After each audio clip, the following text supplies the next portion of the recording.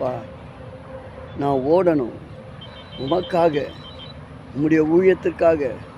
உம்முடைய சிலுவையை அப்பா நான் நினைக்கிற போது என் கண்களில் கண்ணீர் வடிகிறதப்பா. அந்த சிலுவையின் இரத்தத்தை ஊர் ஊராக தெரு தெருவாக சொல்லி, இதோ உங்களுக்காக அடிக்கப்பட்டவர் ஒருவர் இருக்கிறார் என்று சொல்லி உன்னதமான அந்த ஊழியத்தை செய்வதற்காக கர்த்தர் என்னை எடுத்து பயன்படுத்துவதற்காக அவர் என்னோடு கூட இருக்கிறார். ஆமென். நீங்கள் நம்புங்க, கர்த்தர் இயேசு உங்கள் கூட தான் இருக்கிறார். அவர் உங்கள் பக்கத்தில் தான் இருக்கிறார். எதற்காக?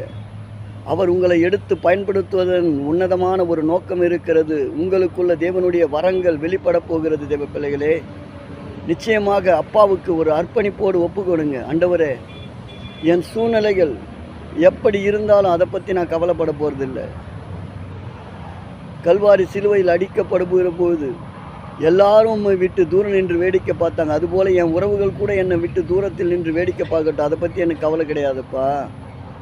ஒரே ஒரு உன்னதமான நோக்கம்தான், என் நாவுகள் உம்மை ஸ்தோத்தரித்து, என் உதடுகள் கம்பீரித்து பாடி, என் ஆத்துமா உம்மையே காத்திருந்து காத்திருந்து காத்திருந்து உம்முடைய பணியை செய்வதற்காக என் ஆத்துமாவை நான் ஒப்பு கொடுக்கிறேன் என்று சொல்லுங்க. ஆத்துமநேசர் அவர் உங்களோடு கூட இருக்கிறார்.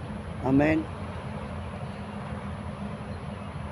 உங்களோடு கூட இருக்கிற தேவன் அவர் பரத்தில் சகலத்தையும் உங்களுக்காக செய்து முடித்து விட்டார்.